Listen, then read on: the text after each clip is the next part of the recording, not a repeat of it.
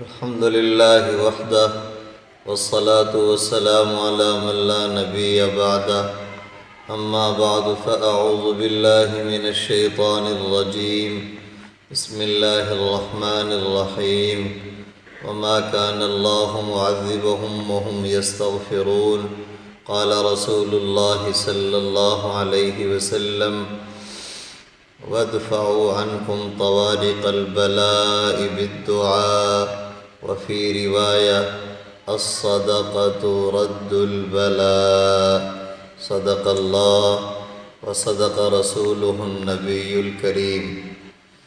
تمام تعریفیں اس اللہ جل شانہ کے لیے ہیں جو یکتا ہے، اور درود و سلام ہو اس ذات پر یعنی محمد الرسول اللہ صلی اللہ علیہ وسلم پر جس کے بعد کوئی نبی نہیں، یعنی وہ آخری نبی ہیں۔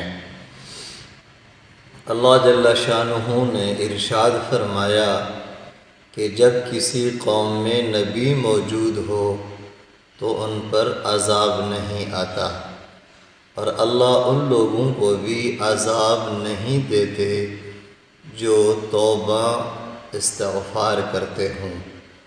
رسول اللہ صلی اللہ علیہ وسلم نے ارشاد فرمایا، اپنے آپ سے تم بلائیں، مصیبتوں، آفات، وبائے عام کے راستوں سے بھی بچاؤ کرو دعا کے ذریعے۔